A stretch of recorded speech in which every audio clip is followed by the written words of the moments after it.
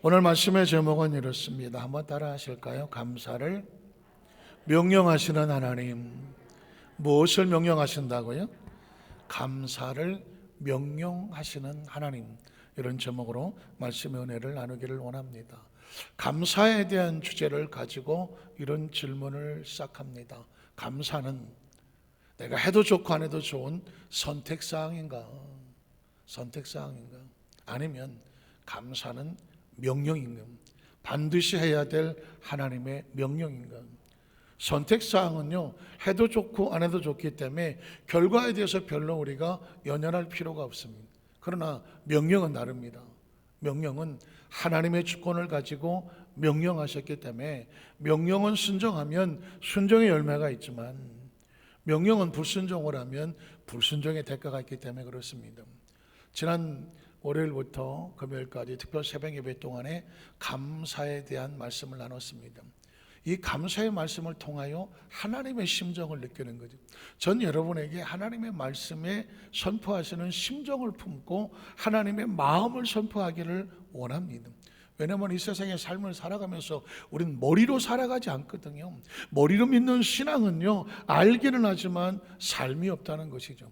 그러나 하나님께서는 우리에게 머리로 알겠지만 하나님의 마음을 품고 살아가는, 어느 날 갑자기 전 말씀 속에서 하나님의 마음이 처절하게 느껴지는 걸 느꼈습니다.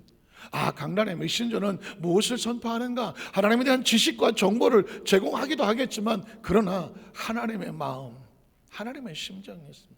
그래서 여러분, 지난 새벽 예배 동안에 하나님은 자기 백성을 감사하는 자를 찾으시더라고요. 찾으시는 건 행동이기도 하지만 마음이거든요. 기억하십니까? 10명의 문득병자가 다 치료를 받았는데 예수님 앞에 나와서 감사의 고백을 한 사람은 한 사람이었습니다. 예수님의 마음이 느껴지지 않습니까? 10명이 치료를 받았는데 나머지 9은 어디 갔니? 나머지 9은 어디 갔느냐고 찾으시더라고요. 어쩌면 이야기는 성경 속에서 성경의 기록으로 끝나는 것이 아니라 이 땅에 저와 여러분 하나님 안에서 믿음으로 살아가고 은혜 받고 살아가는 성도들에게 9은 어디 갔느냐, 진짜 감사의 자리에 너는 어디 있니? 라고 묻는 질문과 같잖아요. 하나님은 감사하는 자를 찾아오시더라고요. 솔로몬이 은혜로 왕이 되고 나서 1,000번제를 기브온에서 드렸더니 하나님이 그 밤을 넘기지를 못해. 성경은 참 재밌습니다. 하나님이 한 달 후에 1년 후에가 아닙니다. 그 밤에, 한번 따라 하실까요? 그 밤에입니다. 하나님이 뭉클거리는 감동을 가지고 그 밤에 솔로몬을 찾아오셔서 이렇게 말합니다. 내가 내게 무엇을 줄고 너는 내게 구하라는 거죠. 우리에게는 정말 진정한 감사는요, 하나님의 마음의 문을 열어요. 좀 세속적인 표현이지만 하나님의 지갑이 열리더라니까. 하나님의 지갑이 열려. 내가 내게 무엇을 줄고 하는 것이죠. 하나님은 그 감사한 자를 찾고 찾아오셔서 왜 그렇게 고백 듣기를 원하실까? 그것은 바로 하나님의 기억 속에 영원히 두기를 원하기 때문입니다. 복음만큼 중요한 게 어디 있습니까? 그런데 그 복음과 함께 반드시 있어야 될 아름다운 소식이 있는데 감사하는 자의 신앙의 모습인 것이죠. 그리고 하나님께서는 그 베세다 광야에, 그 광활한 곳에 3만 명이 넘어가는 사람들의 빈배를 채우는데 오병이어를 기억하십니까? 아주 부족한 곳에 예수님이 축복하고 감사하시니까, 축복하고 감사하고 기도하니까 그 빈들이 차고 넘치는 축복의 잔치가 벌어진 줄로 믿습니다. 하나님은 자기 백성들에게 그 축복의 씨앗을 위해 축복하시려고, 감사 예물에 축복하시려고 그렇게 찾으시고 찾아오시고 기억하시는 것이죠. 그럼 우리는 아주 당연한 결론을 내리죠. 감사는 선택사항이 아니라 하나님께서 원하시고 원하시는 뭐다? 명령이더라는 것이죠. 오늘 시편 50편은 하나님의 이 감사에 대한 명령으로 가득 차 있습니다. 우린 첫 번째로 감사의 제사로 하나님과 언약을 맺은 백성의 모습입니다. 하나님은 자기 백성과 약속하시는 하나님인데 오늘 시편 50편에 보니까 아주 숨어있는 비밀이 하나 발견하는데, 하나님은 우리와 무엇으로 약속을 맺으시는가, 언약을 맺으시는가? 감사의 제사와 예배라고 말씀하고 있습니다. 시편 50편 1절 이하를 읽어봅니다. 전능하신 하나님, 하나님의 거룩한 이름 가운데 전능하신 하나님이 나오면 하나님의 능력이 나올 거죠. 그 다음에 하나님께서 말씀하사 해 돋는 데부터 해 지는 데까지 온 세상을 부르셨다. 하나님이 어느 날 온 세상에 이 땅에 존재했던 그 영혼들을 하나님 앞에 세울 날이 다가옵니다. 이 말은 바로 마지막 때를 말하는 것입니다. 하나님의 마지막 때는 심판과 관련이 있습니다. 그 다음 절 보면 이렇게 말합니다. 온전히 아름다운 시온에서 하나님이 빛을 비추셨도다. 빛이라고 하는 것은 아름답고 귀한 거지만 어둠에 있는 사람에게는 치명적인 심판이 되는 것이죠. 빛은 아름답지만 어둠에 있는 곳에 비춰지면 어둠은 치명적인 심판을 당하는 거예요. 어둠은 사라지고 파괴되는 것입니다. 그 다음 절을 보면 성경은 우리 하나님이 오셔서 뭐하지 아니하시고 잠잠하지 아니하시고 모른 척하지 아니하시고 그 앞에는 삼키는 불이 있고 사방에는 광풍이 있다. 하나님께서 잠잠하지 아니하신다, 삼키는 불이 있다, 사방에 광풍이 분다. 이야기는 하나님께서 마지막 판결하시고 심판하시는 모습을 기록하는 것입니다. 그리고 다음 절에 보면 하나님이 자기 백성을 뭐 하시려고, 왜 해 돋는데부터 해지는 데까지 내 백성을 오라고 말씀합니까? 하나님의 목적은 뭘까요?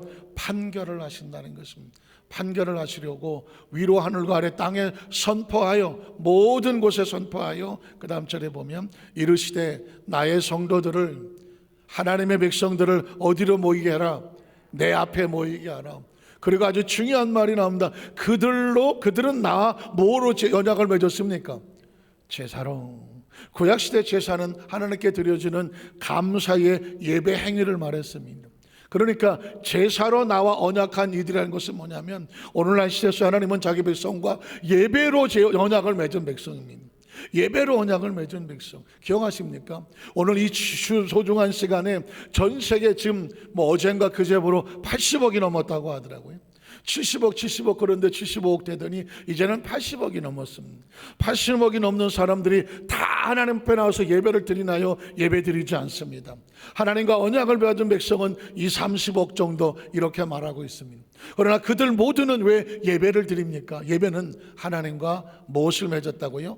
언약을 맺었습니다. 예수님을 구주로 믿으시면 아멘 하시기 바랍니다. 예수 믿는 성도는 교회 다니는 성도가 아닙니다.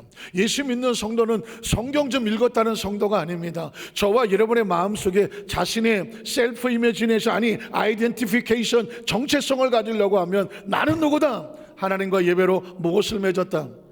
언약을 맺었어요. 하나님과 우리 사이는 언약을 맺은 백성입니다. 우리가 살고 있는 집을 놔두고 우리가 마음대로 돌아다니시는 것은 그 집에 아무도 들어오지 못합니다. 그 집은 나의 뭐가 들어있습니까? 등기가 들어있거든요. 등기는 언약과 같고 서약과 같은 것입니다.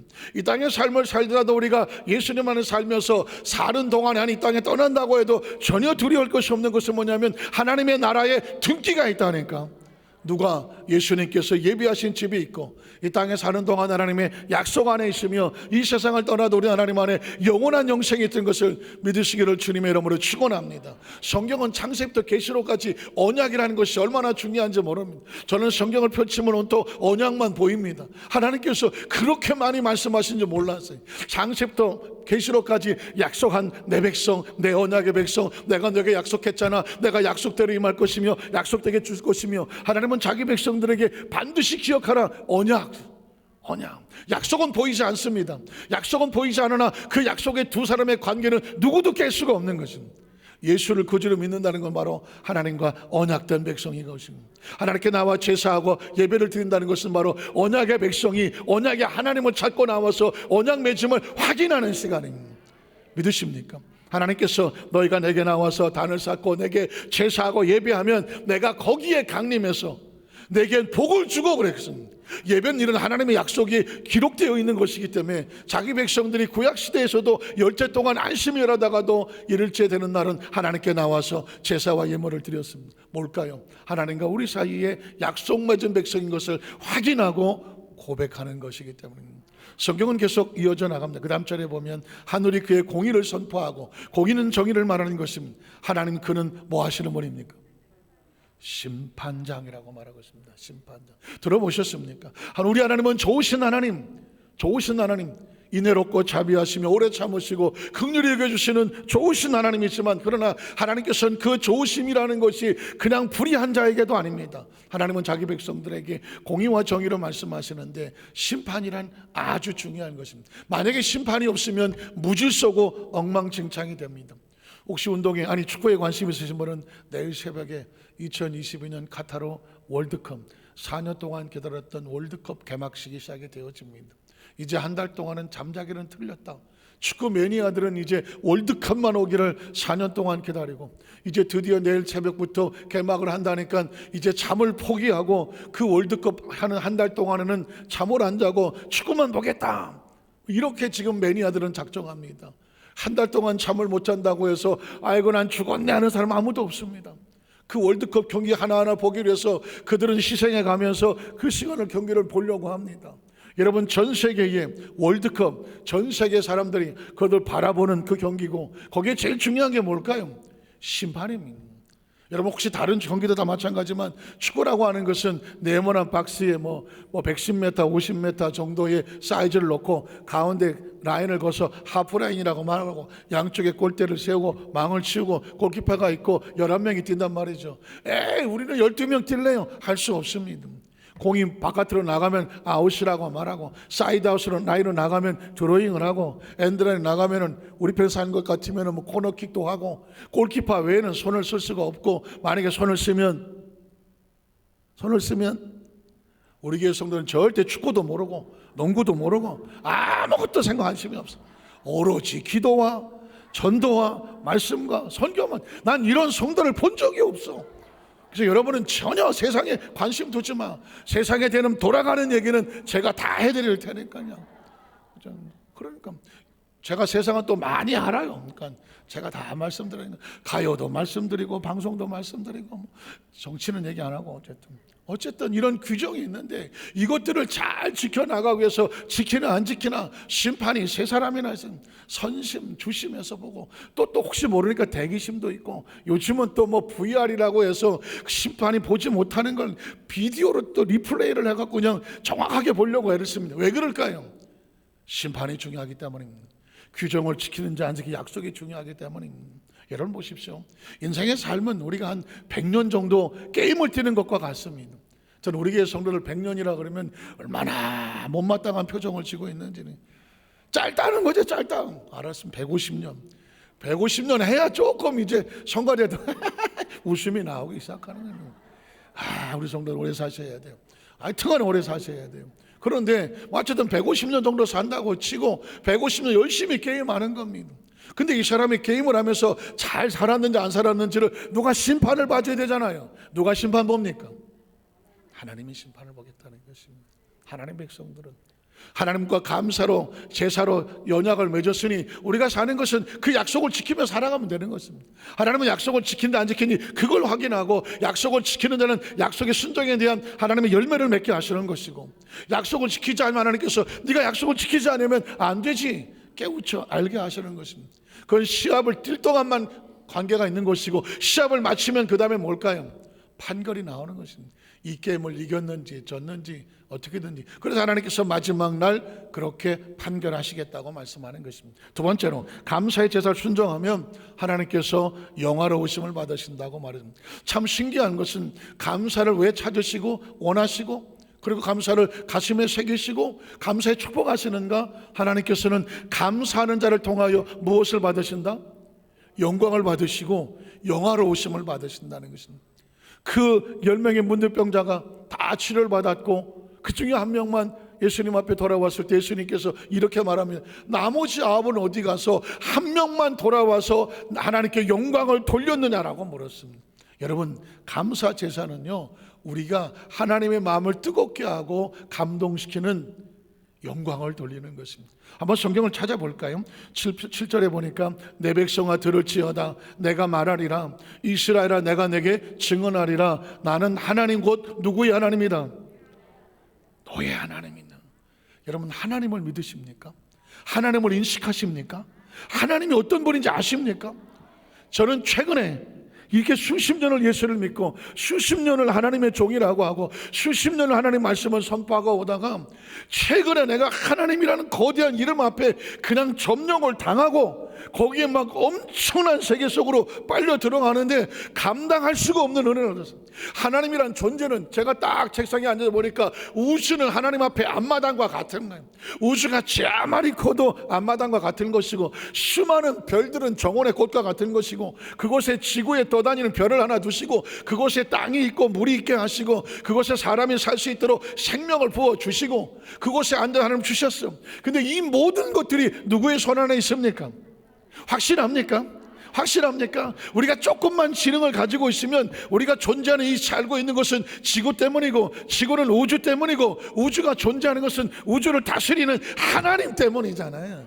하나님을 알지 못하면 사람도 아니지. 아니 머리가 없는 거지. 아니 지혜가 없는 거지. 아예 지식이 없는 거지.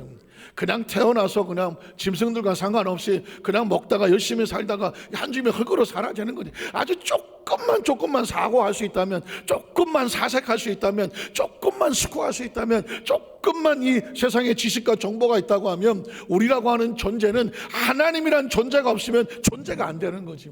그러니까 이 하나님이 거대하심. 저와 여러분 지금 어디 와 있는지 아십니까? 하나님 앞에 나와 있잖아. 하나님을 찬양하잖아. 하나님 앞에 예배하잖아. 하나님의 말씀을 듣고 있잖아요.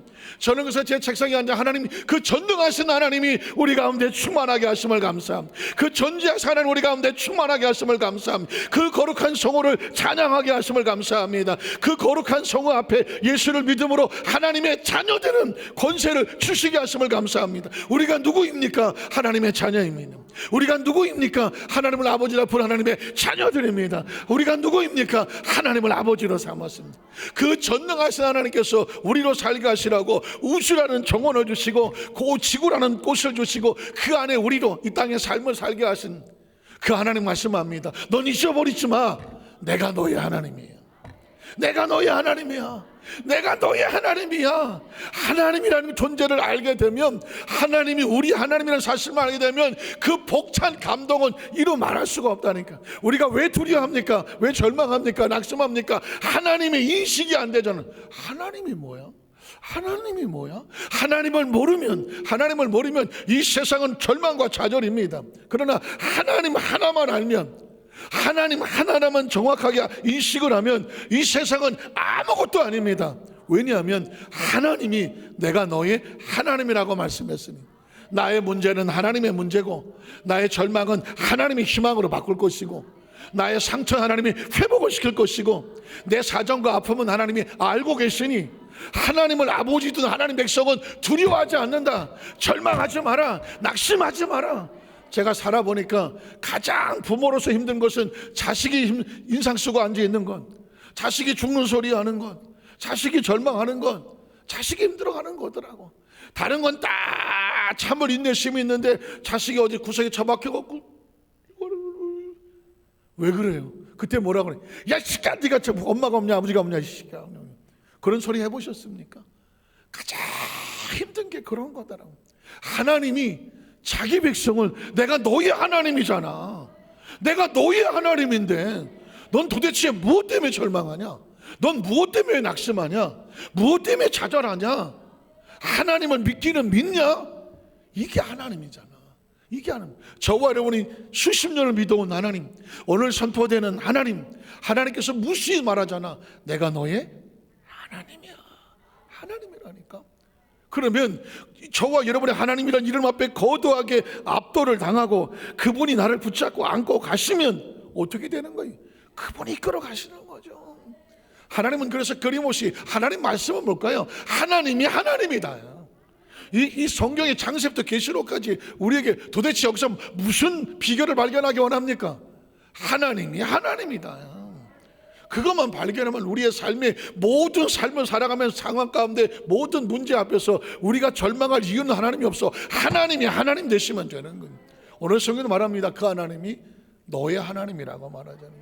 성경은 계속 이어집니다. 나는 내 재물 때문에 너를 책망하지는 아니한다. 여러분 잘 들어보세요. 하나님은 왜 절망하고, 하나님이 왜 마음 상하고 힘드실까? 아주 중요한 문제는 뭐냐면, 이스라엘 백성들은 하나님 앞에 제사를 쉬지 않았습니다.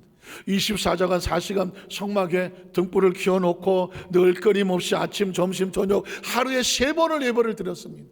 그리고 늘 그들은 하나님 앞에 자신이 죄를 지을 때마다 양을 잡아서 그 피를 의지해서 죄사함 받기를 원하고 늘 예배가 끊어지지 않았습니다. 그런데 하나님의 마음은 냉랭합니다. 하나님의 마음은 냉랭합니다. 왜 냉랭한지 아십니까? 너희가 나한테 제물을 안 드려서가 아니야. 예배가 3번밖에 안 드려서가 아니야. 제물은 항상 있어. 내가 제물 때문에 너를 책망하는 게 아니야. 그리고 네 번제가 항상 내 앞에 있는데 네가 안 드렸다고 책망하겠어? 문제는 뭐냐? 그 다음 절을 보면 내가 내 집에서 수소나 내 우리에서 수염소를 가져가지 않는다. 하나님 앞에 내가 제물을 드리면서 하나님 앞에 내가 이걸 빼앗긴다고 생각을 하느냐? 하나님께서 너의 있는 것을 내가 빼앗아간다고 생각하느냐? 너희 집에서 수소를 빼져가고 내 우리에서 수염소를 가져간다고 생각하느냐? 난 그런 거 필요 없다. 그 다음 절을 보면 이는 삼림의 짐승들과 무산의 가축이 다 내 거예요. 하나님이 모든 것을 소유하고 있는데 하나님이 누구 것을 빼앗아 가겠느냐? 하나님께 드려지는 예물이 바쳐진다고 해서 빼앗긴다고 생각하지 마라. 하나님은 계산하는 것을 싫어하신다. 그 다음 절은 뭐라고 말할까요? 내가 가령 혹시 하나님이 그럴 일은 없겠지만 하나님이 배가 고파도 비유하는 거죠. 너한테 밥 달라고 하지 않을 것은 세계와 거기에 충만한 것이 다 내 거예요. 하나님은 부족함이 없어. 그런데 누구에게 네 것을 내놓으라고 말하겠느냐? 그 다음 절에 보면 내가 숫소의 고기를 먹으며 염소의 피를 마시겠냐? 내가 그런 거 먹겠다고 너의 제물과 제사와 예배를 요구하는 것 같으냐? 그 다음 절을 보면 감사로 하나님께 제사드리라고 하는 거다. 제사 중요하죠. 예배 중요합니다. 그러나 제사와 예배보다 중요한 건 뭐냐? 제사에 뭐가 있어야 돼? 감사가 있어야지. 예배에 뭐가 있어야 돼? 감사가 있어야 되는 겁니다. 그 두렵고 떨리는 마음을 가지고 진정한 예배에 마음이 실려야 그게 예배예요. 예물을 가지고 드렸나이다. 예물이 중요하지 않아. 하나님은 예물에 담겨진 마음을 보시는 거죠. 진정한 진심을 보는 거죠. 저는 우리 여도수 만상교회 성도들에게 끊임없이 강조합니다. 제 자신이 아예 어려서부터 신앙생활하고 아예 그냥 교회 안에 살았기 때문에 제일 두려워하는 게 뭐다? 매너리즘이다. 매너리즘이란 뭐냐? 늘 행동은 하는데 감동이 없는 거죠. 감격이 없는 거죠. 익숙하게 찬송하고 익숙하게 예배 드리고 익숙하게 헌금하고 익숙하게 봉사하고 그냥 익숙해요. 늘 교회 안에서 있어. 그럼에도 불구하고 감격과 감동이 어느 날 사라진다. 가장 무서운 것입니다. 하나님이 제일 싫어하시는 건 뭐냐? 감동과 감격이야. 수천 번을 예배를 드려도 오늘도 하나님 앞에 두렵고 떨리는 마음, 하나님 면전 앞에 설레이는 마음으로 하나님 앞에 전심을 드리는 마음으로 그 제사와 그 예물과 그리고 그 예배가 하나님의 마음을 움직이는 것입니다. 저는 우리 여도수 만삭교회가 다른 곳으로 성공하는 것보다도 예배와 그 마음의 심정이 하나님이 우리를 볼 때마다 설레이고 우리가 하나님 앞에 예배를 드릴 때마다 설레이는 이 감동이 식지 않게 되시기를 주님의 이름으로 축원합니다. 하나님의 마음이 식지 않아야 냉랭하지가 않잖아요. 하나님께서 그렇게 말씀하는 것입니다. 네가 감사를 하나님께 제사를 드리며 지존하신 이에게 내 소원을 갚으며. 소원이 뭘까요? 하나님 앞에 약속했던 것, 힘들고 어려울 때 약속했던 것, 그 약속을 하나님께 갚으라고. 그건 뭐냐면 소원의 것을 내놓으라는 것이 아닙니다. 하나님과 약속한 것을 지킨다는 얘기는 하나님에 대한 예의와 같은 거죠. 그리고 다음 절에 보면 환난 날에 나를 부르라. 내가 너를 건지리니 내가 너를 뭐하겠다? 영화롭게 하겠다. 혹시 기도회 같은 데 가보면 시편 50편 15절 말씀을 썼습니다. 환난 날에 나를 불러라. 내가 너를 건지리니 내가 나를 영화롭게 하리로다. 사랑하는 성도 여러분, 15절만 가지고는 온전하지 않습니다. 14절을 알아야 15절이 됩니다. 14절에 감사로 제사를 드리며 지존한 자에게 내 소원을 갚으며, 그래야 네가 환난 날에 나를 부르면 내가 너를 건질 것이고 그로 인해 내가 나를 영화롭게 할 것이다. 소리 지른다고 기도가 아닙니다. 부르짖는다고 기도가 아닙니다. 그냥 하나님 찾는다고 기도가 아니란 말입니다. 여러분, 길거리에 누가 소리 지른다고 여러분이 다 여러분과 관계된 일은 아니잖아요. 여러분과 관계된 사람이 소리 지를 때에 여러분이 가보는 것 아니겠습니까? 성경은 환난 날에 나를 부르라고 말할 때 그 환난은 아무 때나 부르는 것이 아니었습니다. 감사로 제사를 드리는 자, 하나님과 약속이 언약이 맺어져 있는 자, 그 약속을 지켜내는 자, 이게 하나님께서 우리에게 원하시는 것이었습니다. 마지막 세 번째로 감사에 순종하지 않는 데에 대한 심판의 모습이었습니다. 저는 사실 지난 월요일 날부터 금요일 날까지 특별 새벽 예배에 감사 새벽 예배를 하나님께 드렸는데 월요일 날 강단에 서서 얼마나 두렵고 떨렸는지 몰라요.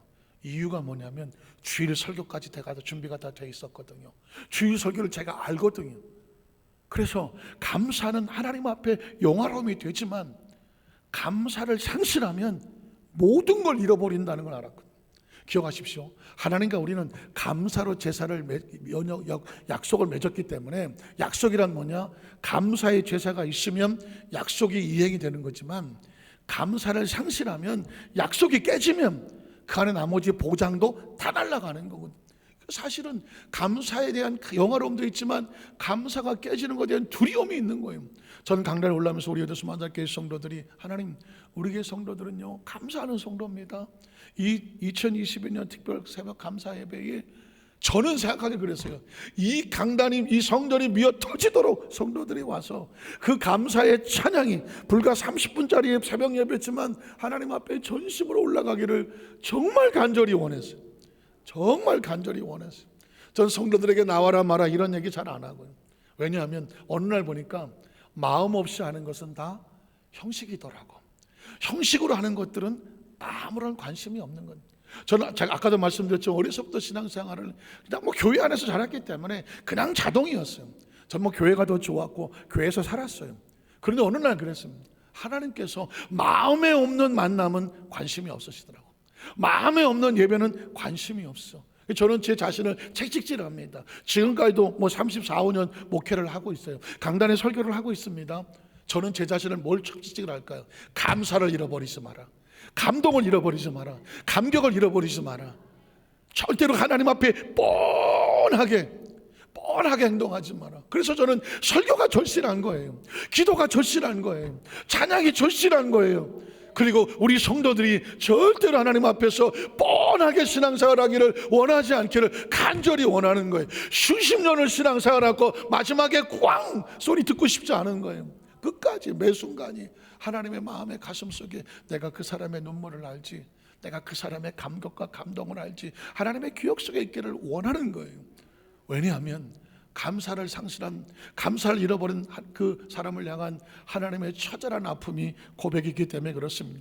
시편 50편 16절에 보니까 악인에게는, 감사로 제사를 원하시는 하나님께서 갑자기 16절에 오면서 악인이라는 단어를 씁니다. 악인은 뭘까요? 다른 게 아닙니다. 악한 짓을 했다는 것이 아니라 하나님과 단절된 그 사람입니다. 하나님과 단절됐다는 얘기는 감사를 잃어버렸다는 것입니다. 제가 충격을 받은 것은 뭐냐면 감사를 상실하자, 어느 날 더 이상 하나님이 감사하지 않아 감사의 감격을 잃어버리니까 하나님은 이렇게 말합니다. 그는 악인이다. 자, 악인은, 하나님께 감사를 잃어버린 자는 하나님이 이르시되 네가 어찌하여 내 율례를 전하며 내 언약을 내 입에 두느냐. 아니, 하나님 앞에 전혀 감사와 감동이 없는 사람이 하나님의 말씀을 언급을 하며, 그리고 하나님의 언약, 하나님 우리랑 언약 맺은 하나님이야 라고 얘기를 하니까 하나님이 기가 찬 겁니다. 네 안에 감사가 없으면서 말씀을 이야기하며, 네 안에 감사가 없으면서 언약을 나한테 대도하느냐? 그 다음 절에 보면 이렇게 말합니다. 내가 교훈을 미워하고, 하나님에 대한 감사를 잃어버렸으니까 이젠 자기 마음대로 사는 거죠. 교훈을 미워하고 내 말을, 하나님 말씀을 내 뒤로 던지며, 그리고 도둑을 본즉 그와 연합하고 간음하는 자들과 동료가 되며, 내 입을 악에게 내어주고 내 혀로 거짓을 꾸미며 앉아서 내 형제들을 공박하며 원망하며 내 어머니의 아들들 형제와 자매들을 비방하도다. 자, 그러면 네가 이런 일을 행해도 내가 잠잠하고 가만히 있었더니 내가 이런 일을 해도 하나님 별 반응이 없네. 내가 나를 너와 같은 줄로 생각하고 있구나. 내가 이런 일을 해도 감사를 잃어버리고 내 마음대로 살아도 별 아무 일도 안 벌어져. 그럼 하나님 별로 관심이 없는 줄 생각하였도다. 그러나 내가 너를 책망하여 어느 날 너의 죄가 내 눈앞에서 어떻게 드러납니까? 낱낱이 드러나는 날이 있을 것이다. 지금 내 마음대로 살아간다고, 내가 그렇게 살아도 별일 없네, 아무 일도 없네 라고 생각을 하느냐? 하나님께서 너의 그 숨겨진 죄가 내 눈앞에서 낱낱이 드러나는 날이 올 것이다 라고 말하셨습니다. 그러니까 악인들로 하여금 하나님께 감사를 잃어버린 자에게 이게 얼마나 무서운 불순종의 열매가 가져올지를 아는 것이죠. 그래서 어떻게 합니까? 22절에 보면 정말 읽고 싶지 않은 성경 구절, 때로는 성경 구절이 읽고 싶지 않은 것도 있잖아요. 하나님을 잊어버린 너희요. 무엇을 잊어버리면 하나님을 잊어버립니까? 하나님에 대한 감사를, 은혜를 잃어버리면요, 하나님을 잊어버린 거예요. 그러면 너희 이제 이것을 생각해라, 마음속에 새겨라. 그렇지 않으면 내가 너희를 뭐 하겠다? 찢는다는 얘기는 하나님과 단절된다는 얘기거든. 내가 너를 찢으리니 이 세상 누구도 뭐 할 자가 없다, 건져낼 자가 없을 거라고 말했습니다.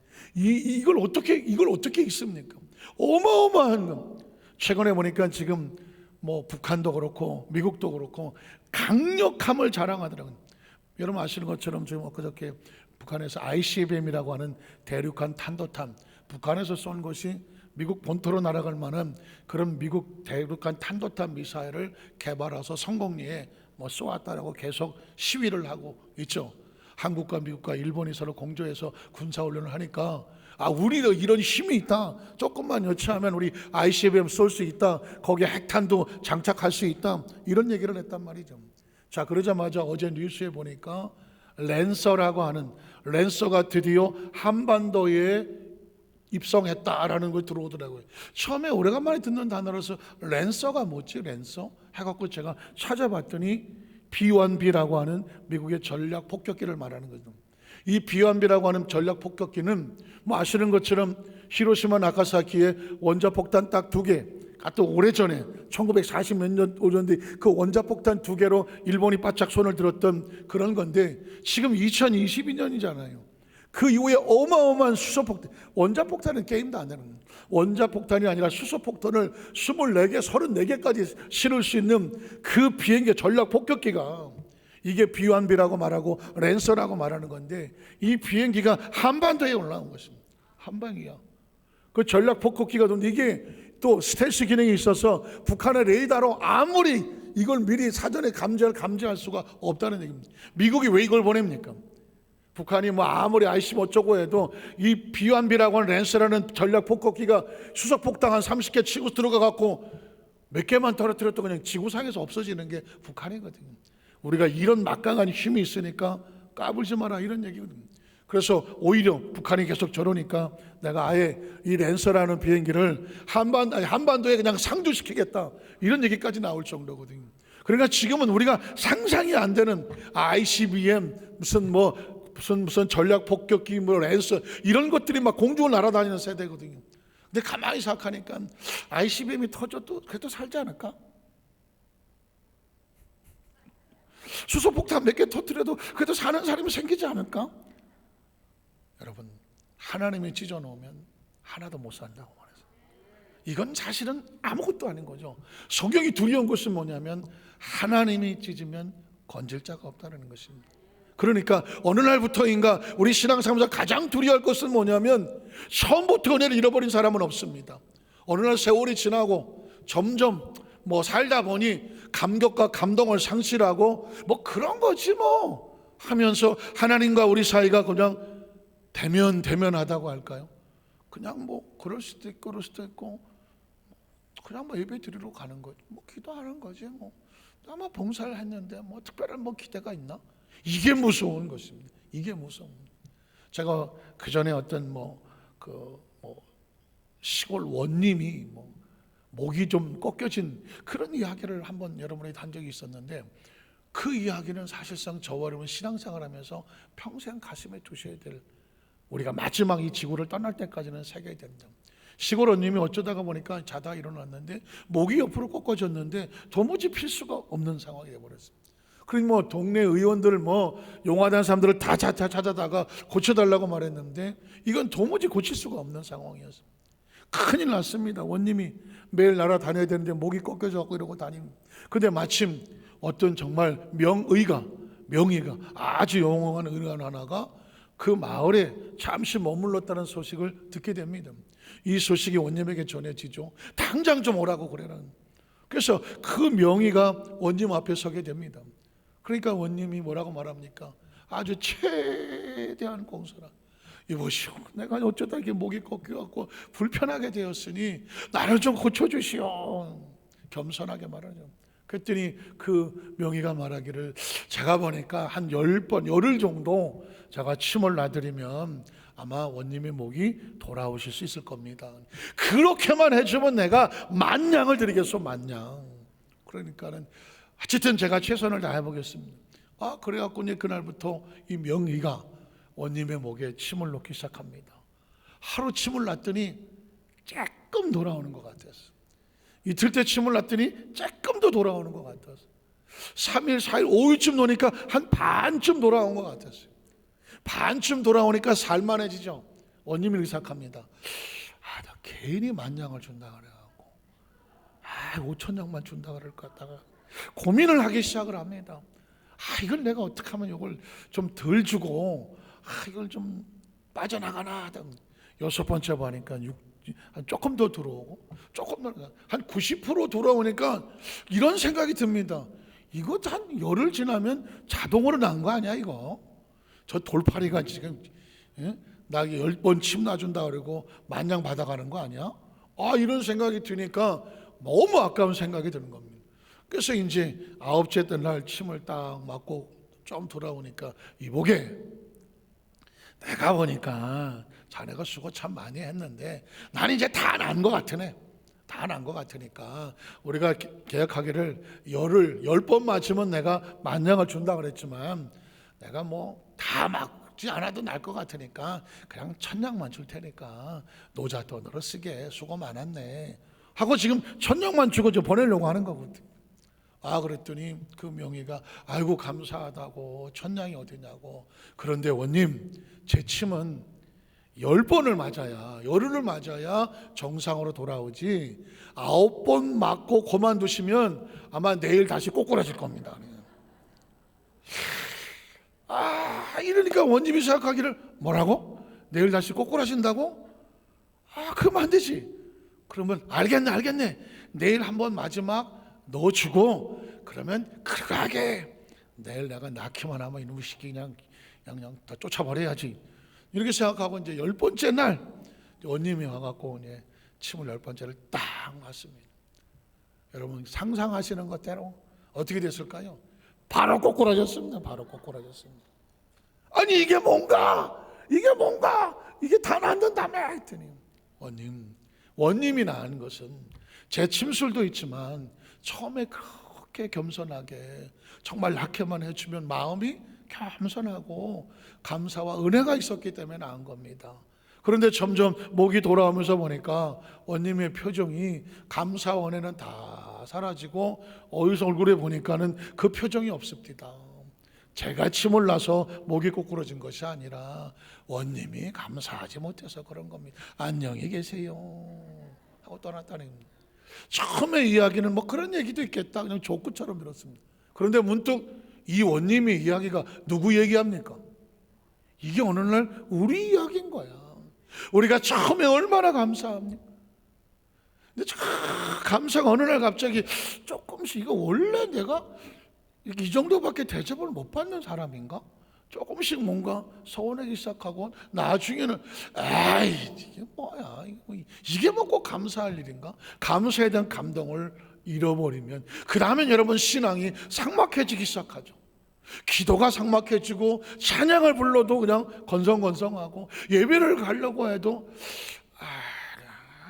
딴 일도 있는데 이거 시간도 그렇고 뭔가 누가 좀 뭐라고 그러면 서운해지기 시작하고 신앙이 메마르기 시작하는 이유가 뭘까요? 감사가 사라지면 신앙이 메말라지고 하나님과의 관계도 멀어지기 시작하는 것입니다. 이건 저와 여러분 평생을, 어쩌면 신앙생활은 마지막까지 감사를 붙잡느냐 못 잡느냐의 싸움일 수가 있습니다. 말씀을 정리합니다. 시편 50편 23절이 오늘 시편 50편의 결론입니다. 감사로 제사를 드린 자가 하나님을 어떻게 한다고요? 영원하게 하는. 뒤집어 말하면 감사를 잃어버리면 하나님을 영화롭게 하는 것이 아니라 하나님과 단절되는 것입니다. 그리고 다음 절에 보면 그의 행위를 옳게 하는 자에게, 감사가 우리를 의롭게 된다고 성경은 말하고요. 그러면 내가 또 하나님의 구원, 감사할 것을 너에게 보여주겠다고 말씀하고 있습니다. 추수감사절이라고 해서 1년에 한 번 그냥 우리 감사해 드립시다. 아니에요. 매 순간마다 분초마다 우리는 감사 때문에 살고 감사로 살아가고 감사로 우리의 생명이 연장이 되고 마지막 우리는 하나님 앞에 감사로 영화로움을 더 영광을 받게 드리고 영광을 돌리는 거거든요. 우리 여도수만사교회 모든 성도들이 다른 건 모르겠지만 감사에 있어서만큼은 이거 하나 꼭 부여잡아서 하나님의 가슴 속에 새겨지는 찾으시고 오셔서 부으시는 축복의 통로가 되시기를 주님의 이름으로 축원합니다. 기도하겠습니다. 하나님 아버지 감사합니다.